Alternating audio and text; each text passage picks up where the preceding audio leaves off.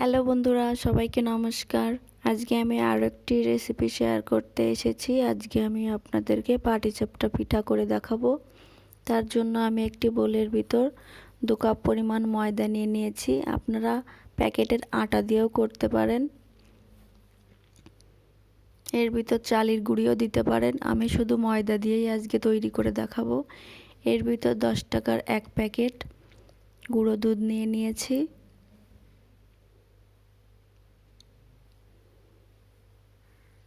এবার 1 কাপ পরিমাণ চিনি নিয়ে নিয়েছি। এটা হাত দিয়ে ভালো করে সবগুলো একসাথে মিশিয়ে নিতে হবে, তাহলে পিঠাটা তৈরি করতে কোনো অসুবিধা হবে না।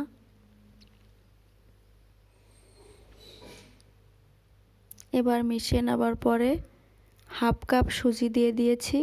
ভাজি করা সুজি নয়, প্যাকেটের সুজি দিয়েছি। এবার অল্প অল্প করে জল দিয়ে গুলে নিতে হবে। প্রথমেই অনেক জল দিয়ে দিলে বুঝতে পারা যাবে না যে কতটা পাতলা ও ঘন হবে, তাই অল্প অল্প করে গুলে নিতে হবে। এই যে পিঠা তৈরি করার জন্য গোলাটা গুলে নিয়েছি, এভাবে করে নিয়েছি।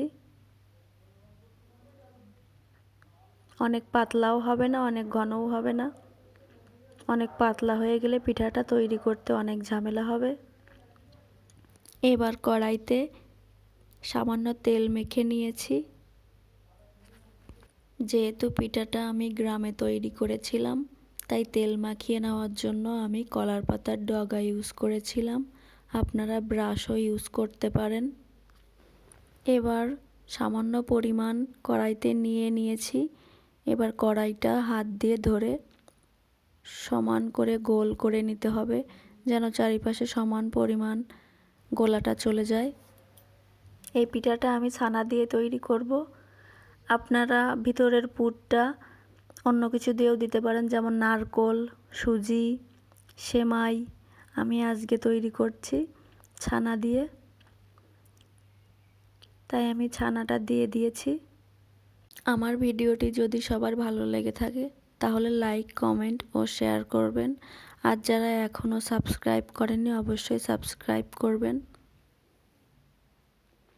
এবার এটি ফোল্ড করে নিতে হবে এভাবে। পাটিসাপটা পিঠাটা হালকা ভাজি ভাজি হলে খেতেও অনেক ভালো লাগে। আপনারা বাড়িতে অবশ্যই ট্রাই করবেন এই রেসিপিটা। দেখতেও যেমন সুন্দর হয়, এটা খেতেও তেমনি সুন্দর। নারকেলের থেকে ছানা দিয়ে খেতে আরও অনেক ভালো লাগে। এই যে দেখুন কতটা দেখতে সুন্দর হয়েছে। আমার ভিডিওটি দেখার জন্য সবাইকে অনেক অনেক ধন্যবাদ।